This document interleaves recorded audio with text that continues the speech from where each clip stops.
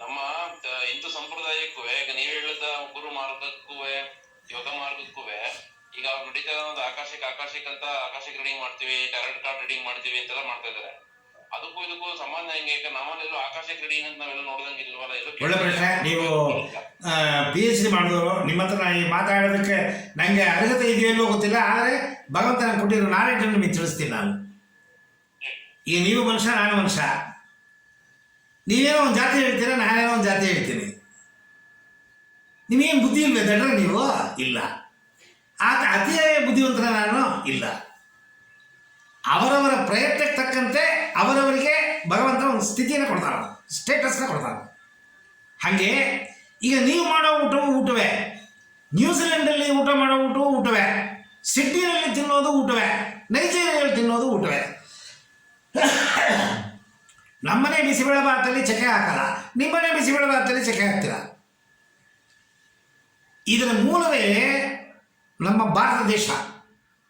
ಅದು foreign ರೆಕಾರ್ಡೋ, ಆಕಾಶಿಕ ರೆಕಾರ್ಡೋ, Indian ರೆಕಾರ್ಡೋ, ಇದರ ಮೂಲ ಯಾವುದು ಅಂದರೆ ಭಾರತ ದೇಶ, ಪುಣ್ಯಭೂಮಿ. ಈ ಧ್ಯಾನವೇ ಇದರ ಮೂಲ.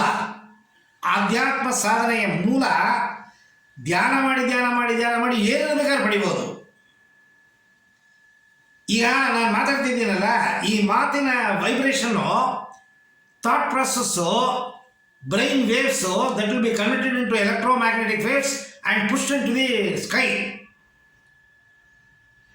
ಟೆಲಿಪತಿ ಪಾಠ ಮಾಡ್ತೀನಿ ನಾನು. It is true. ಅಂದರೆ ನಿಮ್ಮ ಮನಸ್ಸನ್ನು ನಾನು ಕನೆಕ್ಟ್ ಮಾಡ್ಬೋದು, ನನ್ನ ಮನಸ್ಸಿನ ಜೊತೆಗೆ ನೀವು ಸೇರ್ಬೋದು. ಈ ಟೆಲಿಗ್ರಾಮ್ ಹೇಗೆ ಒಂದೊಂದು ಪದಗಳನ್ನು ಫಾದರ್ ಡೆಡ್ ಸ್ಟಾರ್ಟ್ ಇಮಿಡಿಯೇಟ್ಲಿ ಕೊಡ್ತಾ ಇದ್ರಲ್ಲ, ಟೆಲಿಪತಿ ಟ್ರೂ. ರೇಖಿನಲ್ಲಿ ಡಿಸ್ಟೆಂಟ್ ಹೀಲಿಂಗ್ ಅಂತಿದೆ. It is true.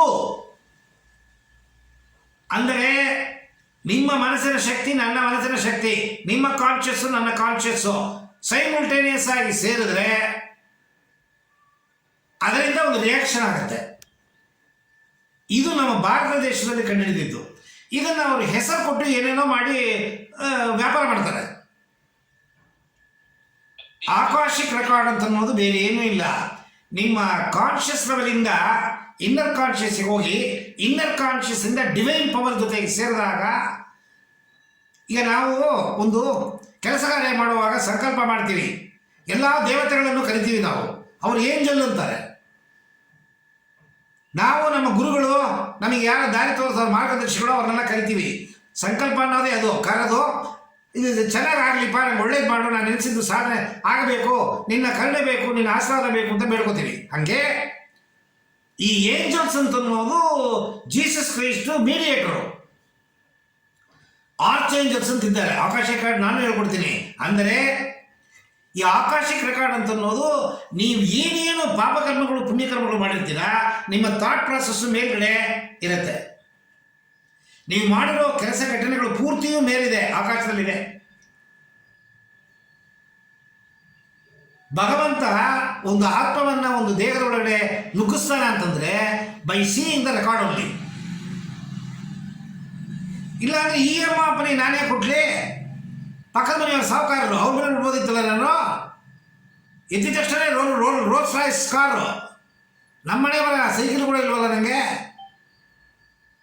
ಸೊ ಇದೆಲ್ಲ ಒಂದು ಪರ್ಮಿಟೇಷನ್ ಕಾಂಬಿನೇಷನ್ ಲೆಕ್ಕ ಹಾಕಿ ಭಗವಂತ ಇಂತಿಂಥದವರಿಗೆ ಸೇರಬೇಕು ಅಂತ ಡಿಸೈಡ್ ಮಾಡ್ತಾನ. ಸೊ ಇದು ನಮಗೆ ಗೊತ್ತಿಲ್ಲದೇನೆ ನಮ್ಮ ಥಾಟ್ ಪ್ರಾಸೆಸ್ಸು, ವೈಬ್ರೇಷನ್ನು, ಈ ಲೋಕ ನಡೀತಿರೋದೇ ವೈಬ್ರೇಷನ್ನಲ್ಲಿ. ಆ ವೈಬ್ರೇಷನ್ ಮೇಲಿದೆ. ಆ ಹೈಯರ್ ಕಾನ್ಷಿಯಸ್ಗೆ ಯಾರು ಹೋಗ್ತಾರೆ, ದೇ ಓನ್ಲಿ ಕ್ಯಾನ್ ಟ್ಯಾಪ್.